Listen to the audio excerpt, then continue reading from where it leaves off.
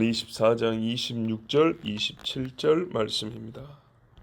적당한 말로 대답함은 입맞춤과 같으니라. 내 일을 밖에서 다스리며 너를 위하여 밭에서 준비하고 그 후에 내 집을 세울지니라. 아멘. 우리가 앞서는 그릇된 말, 악인을 선하다 하는 그런 재판, 이런 말을 하는 사람은 백성에게 저주하고 미움을 받는다 그랬습니다. 그렇지만 이제 반대로 바른 대답을 하는 사람, 무슨 질문에도 정직하고 본질에 맞게 누가 봐도 옳다 이렇게 말하는 사람은 그 말을 낸 입술이 복을 받아서 모든 사람이 와서 입 맞춘다 그랬습니다.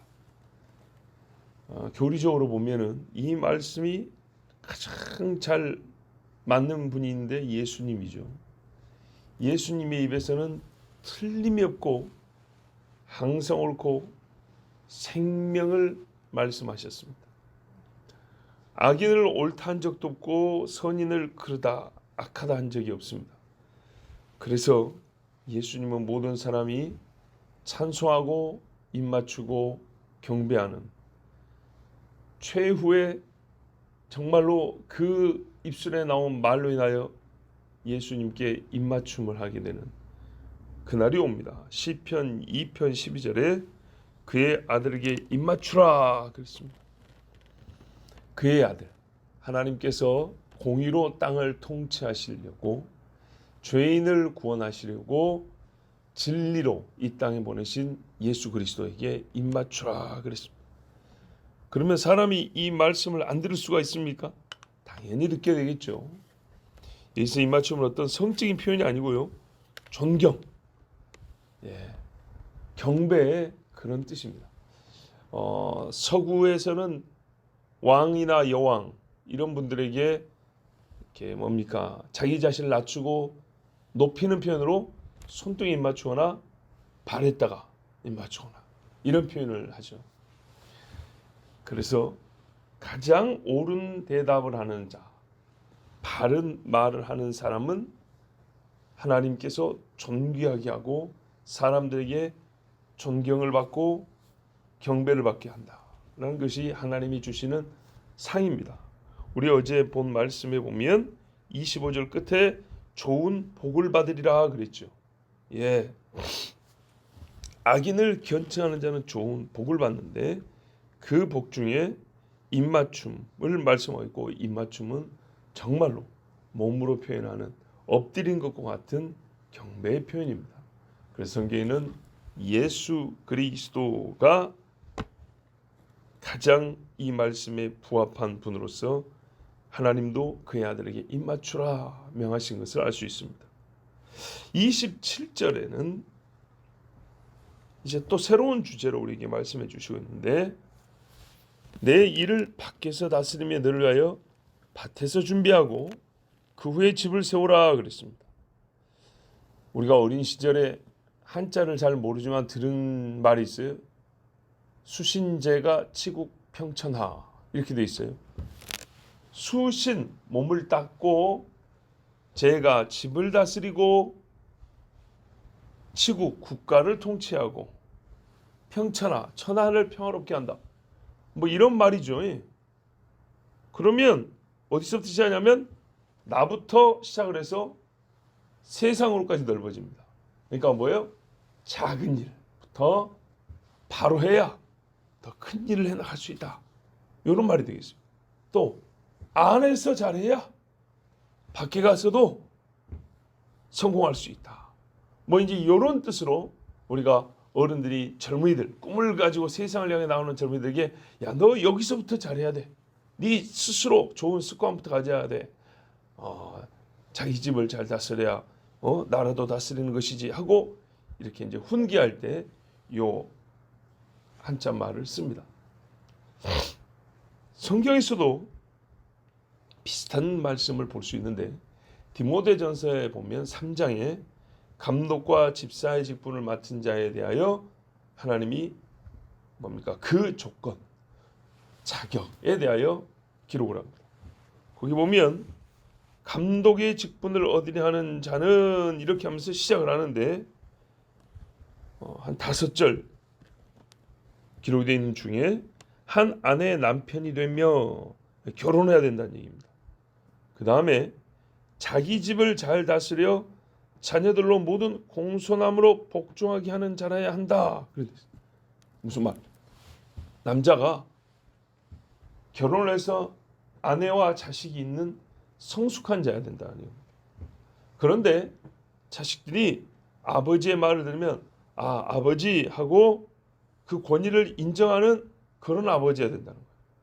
그렇죠? 그러니까 자기 집에서도 그 다스림에 있어서 식구들한테 인정을 받아야 된다 그런 말입니다.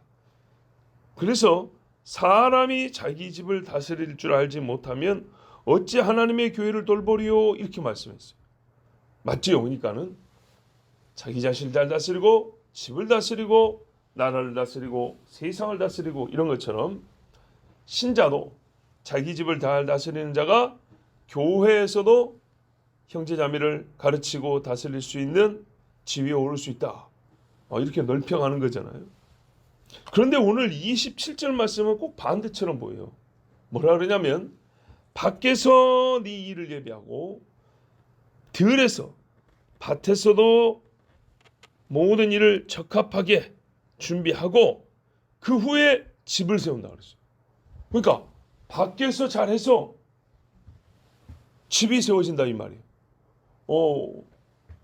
집에서 잘해서 세상을 이롭게 하는다. 이렇게 가는 것인데 27절에서 거꾸로 밖에서 잘해서 집이 세운다. 또 좁게 들어오는 것 같죠.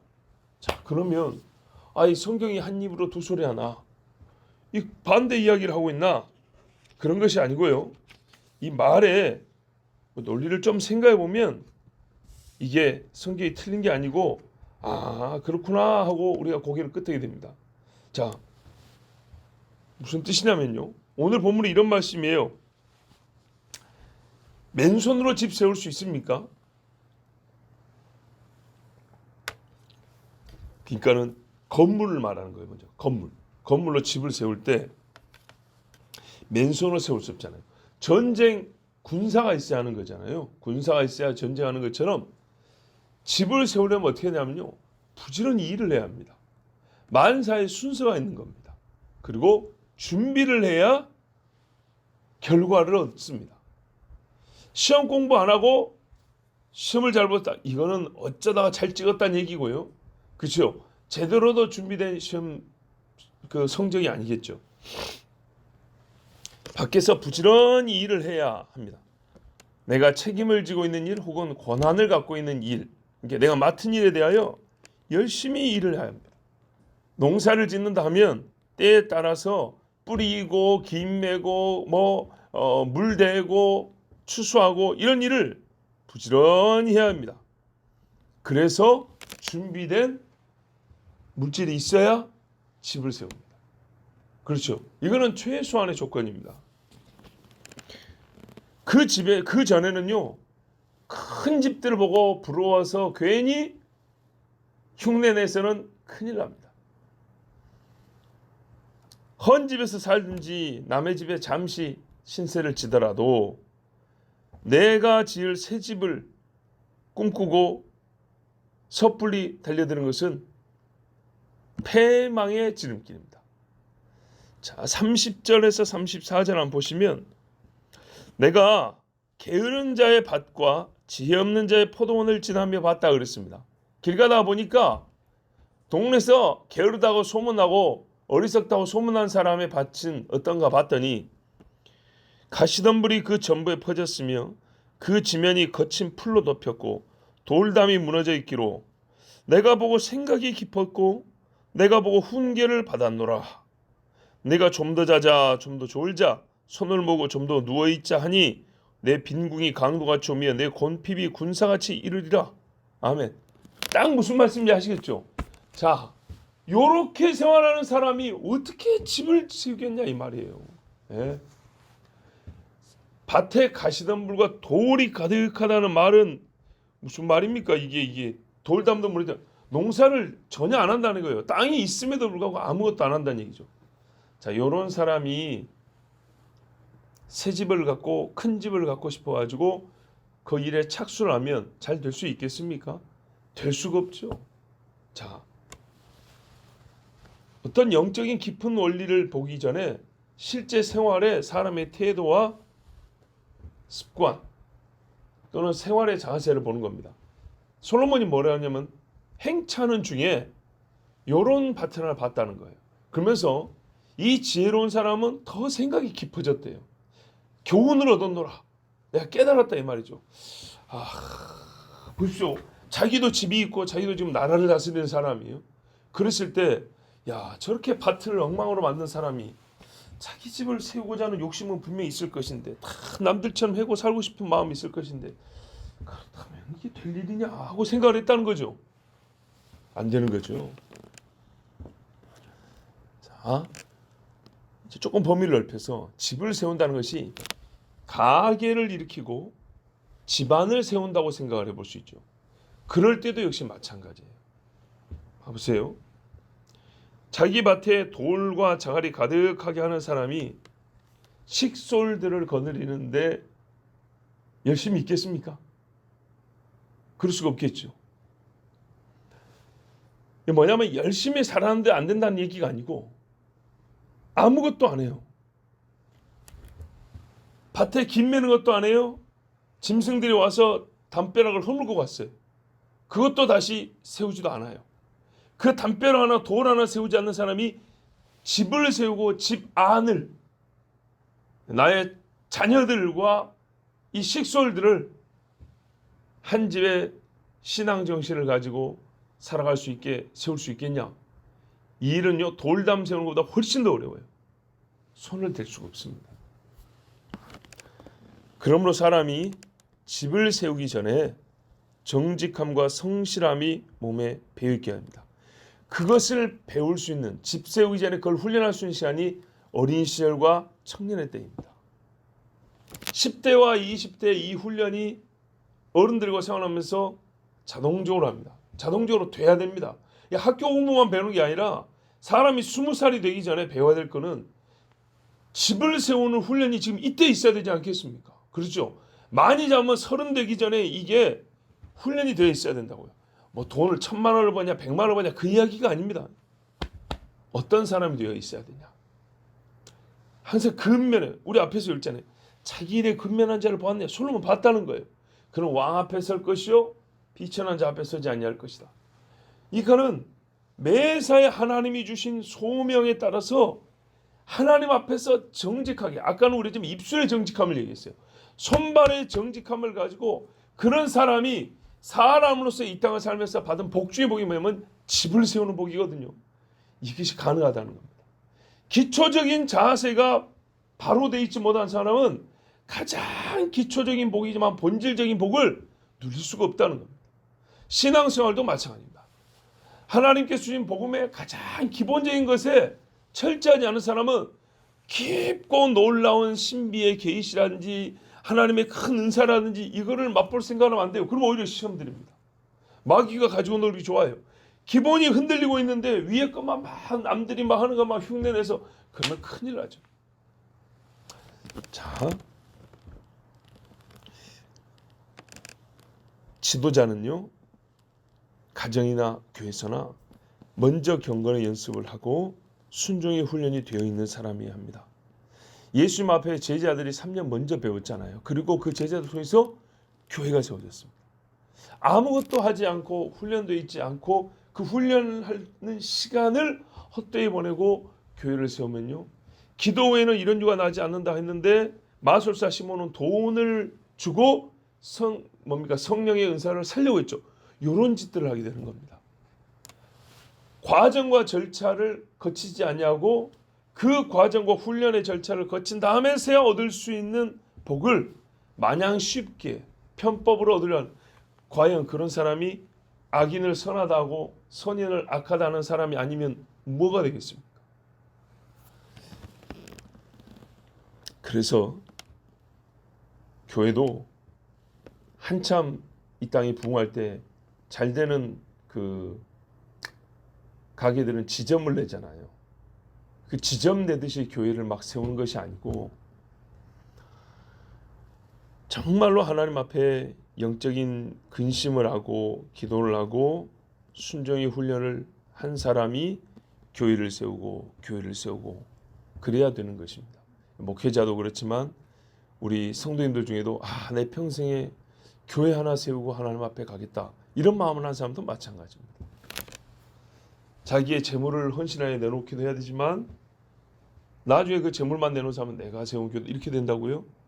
하나님 앞에 정말 옛적의 선지자를 섬겼던 또한 예수님을 따라다 했던 사람들의 그 본을 부지런히 받고 그동안에 생활하는 중에 이게 몸에 배어있는 그런 사람들이 자기 물질을 내놓고 또 목회자를 부르다가 주의 교회를 세우고 계십니다. 이렇게 할 때 참 아름답고 뭡니까?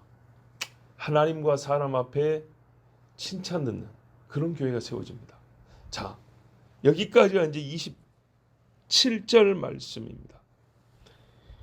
그런데 이제 디모데전서 말씀은 뭐냐면 실제로 이렇게 집을 세우고 잘 다스리는 자. 자, 어떤 사람이 집을 세우는지 아시겠죠? 이런 사람이 못 되었을 경우에 더 큰 집인 교회는 어떻게 세우고 식솔들을 먹일 수 있겠느냐 그런 말씀입니다. 예. 그러니까 이제 목회자인 저를 한번 생각해 볼게요. 제가 내가 해야 될 기본적인 일도 하지 아니하고 내 식구들을 하나님 말씀으로 가르치지도 아니에요. 그런데 교회를 어떻게 세울 수 있겠냐? 말이 되죠. 이게 디모데전서 아까 말씀했잖아요. 그러니까 뭐래요? 자기 집을 세울 줄 아는 사람이 교회를 세울 수 있다. 디모데전서도 집을 잘 다스리는 자가 교회에서도 감독이 된다. 하나님의 집을 어떻게 다스리겠느냐? 말이 되죠. 이제 요 앞단기를 말하는 거예요. 집을 잘 다스리는 자가 교회를 잘 다스린다 했는데 집을 잘 다스린다 할 때 기본이 뭐냐 이 말이죠. 그게 오늘 잠언 말씀이에요. 이 잠언 말씀은 요렇게 살아야 집을 세울 수 있다 이 말이죠.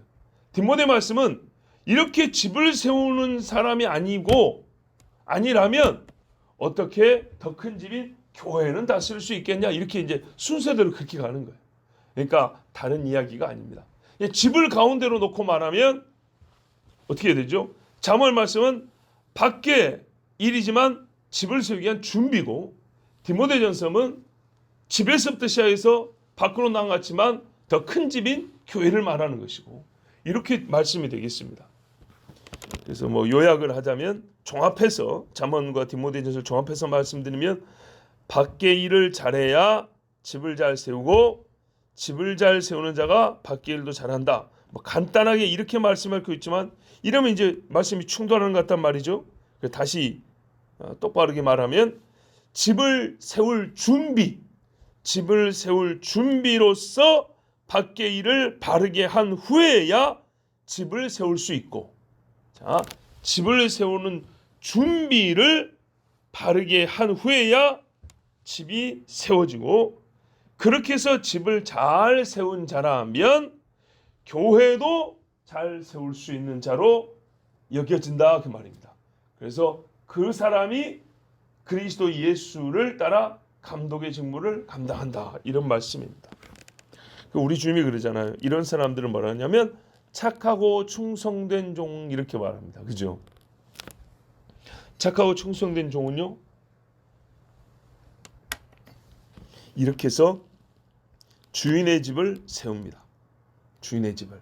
그런데 하나님이 주신 복은 뭐냐면요, 이제 이렇게 새롭고 마음이 정직하여 근면하여 주인의 집을 세운 자는 주인이 복을 주는데 그 종의 집도 더 크게 더 아름답게 세우게 도와주십니다. 옛적에도 그러잖아요. 노비가 주인을 잘 섬기면 주인이 면천을 시켜주잖아요. 너 내 노비무서 찢어버렸다. 이제 자유롭게 살아라. 그리고 너 우리 저기 노란마지기 갖고 나가라. 땅 문서 하나 쥐어주면서 그동안에 고생 많이 했는데 이제 네 식구들 네가 잘 먹이고 네 이름으로 집을 세워라. 이렇게 세상의 주인들 이렇게 해준단 말이죠. 우리 예수님이요 참 좋은 친구요 구주요 주인이시잖아요.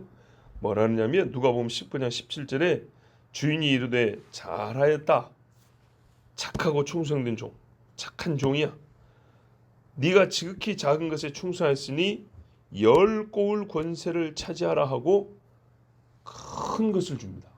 그죠? 그래서요 말씀이 이렇게 순환합니다. 뜻은 하나로서 일직선으로 나가는데 이 한 뜻 무슨 말이에요? 하나님 앞에 정직하게 삶이라는 이 한 가지가 하나님께 복을 받는다. 하나님 앞에 정직한 말과 언행 심사를 가진 자는 여호와께 좋은 복을 받는다는 이 말씀이 이 약속이 역사를 관통하고 가기 때문에 어디서 시작을 하든지 간에 그 사람은 주인의 집도 세우고 자기 집도 세우고 자기 집도 세워주고 주인의 집도 세우고 이런 일을 하게 됩니다. 참 사실 이 말씀은 제 자신이 가장 찔리는 말씀입니다. 우리가 다윗을 보면 또 사무엘을 보면 우리 이제 목회자들이 많이 경계를 받는 말씀인데 사무엘은 훌륭했지만 그 집 자녀들은 그러지 못했다 되어 있고요. 다윗은 훌륭했지만은 사실 다윗에 미치는 자녀들은 한 사람도 없습니다. 굉장히 안타까운 일이죠. 근데 어떤 경우는 말이죠. 부모는 영 아닌데 이건 유전으로 설명이 안 되는 아직도 훌륭한 자녀들이 있어요. 참 그래서 이제 죄악된 세상이 그렇다는 것을 우리가 인정할 수밖에 없는데 하나님의 은혜로 불신해 불순종해 그런데도 정말 하늘에 별같이 빛나는 자녀들이 있는 집이 있고요. 또 부모가 애를 쓰고 기도를 하고 막 했는데 자녀가 영 아니다 하고 고개를 갸우뚱하는 그런 안타까운 일도 있어요. 대개는 잘 믿는 집에서 잘 믿는 자식이 나옵니다. 불신 집에서 불신의 자식이 나옵니다. 그런데 사람의 죄로 말미암아 또 하나님의 은혜가 더해져서 우리 실제 생활에는 참 복잡한 일들이 있습니다. 자, 그렇더라도 우리는 신자는 소망을 가지고 우리의 해야 될 본분을 다 해야겠죠. 예. 정말 예수를 잘 믿던 친구들 중에도 배신자가 나옵니다. 가룟 유다 같은 자가 하룻밤 사이 그리 돌아갈지 나머지 11제자 누가 알았겠습니까? 그런 경우도 있고요. 미갈이 다윗을 살린다고 염소털 갖다가 막 이렇게 해가지고라도 다윗을 도망시켜준 그 미갈이 나중에는 온 식구들 다 보는 데서 다윗이 하나님 앞에 춤춘 것을 가지고 조롱하고 비웃을지 누가 알았겠습니까? 인생이 그렇습니다. 죄악된 인간의 삶이 그렇습니다. 그래서 다 열심히 해봐도 소용없더라 이런 말들이 가끔 나오기는 하지만 그렇더라도 신자는요 최후의 날이 오기까지 주의 말씀을 신뢰 의지하여 순종하는 것 이게 신자의 삶입니다. 늘 기도해야 합니다. 그것도 그렇죠. 내가 이렇게 열심히 했으니 모든 것이 다 잘 되라면 또 쉽게 교만해지겠죠. 하나님이요 모든 것이 잘 되는 사람을 만들려고 하는 것이 아니라 어떤 경우에도 하나님만 의지하는 사람을 만들고자 하는 것이 주의 뜻 아니겠습니까? 끝까지 주님 앞에 기도하다 주님 앞에 부름받는 사람을 보고 싶은 것이지 모든 일이 잘 돼가지고 정말 큰 소리 치다가 오는 사람을 맞이고 싶은 건 아니지 않습니까? 하나님은 경건한 백성을 얻고 싶다 하였지 성공한 백성을 얻고 싶다 하지 않았습니다. 예. 그래서 우리가 오늘 말씀을 따라 모든 하나님의 말씀에도 필요한 준비가 있고 하나하나의 성실함으로 한 가지씩 차근차근 순종해 나가는 것이 우리가 지금은 잘 보이지 않지만 최후의 하나님이 허락하신 집을 세우는 것이구나 그렇게 믿고 오늘도 우리는 기도하며 나아갑니다. 기도하겠습니다. 하나님 아버지 자랑할 것 하나도 없고 드러내고 내세울 것도 없어 사람의 눈을 마주하기에도 자신이 없고 스스로 작아질 때가 한두 번이 아닙니다. 그러나 아버지 하나님, 우리의 걷는 길이 그래도 주님 말씀 위에 서 있다면 반드시 하나님께서 집을 세우실 줄 믿습니다. 얼마나 감사합니까? 네 하나 구원받고 끝난다고 말씀하지 아니하시고 자기 일에 성실한 자와 근면한 자, 곧 우리의 영의 교훈을 하자면 말씀에 순자하고 기도하는 자가 그 집을 세우리라. 그 집 사람을 구원하는 것이지, 잘되고 좋아서 여기저기 자랑할 수 있는 일이 많은 사람이 과연 그 집을 얼마나 세울 수 있겠느냐. 주님 말씀하여 주셨습니다. 천하의 지혜로운 솔로몬도 보고 교훈을 얻었다 했으니 오늘 우리는 참 연약한 자로서 말씀 두 제를 통하여 많은 교훈을 얻습니다. 주여, 입술에 정직한 바른 말을 담아 주셨고 또한 우리가 받은 소명에 따라 주님 성실하고 근면하여 주님 앞에 착하다 충성되다 칭찬 듣고 내가 10골, 주여 한 집도 아니고 10골을 주리라 하는 주의 큰 복을 받는 하나님의 자녀들이 되게 하여 주시옵소서. 예수 그리스도의 이름으로 기도하옵나이다. 아멘.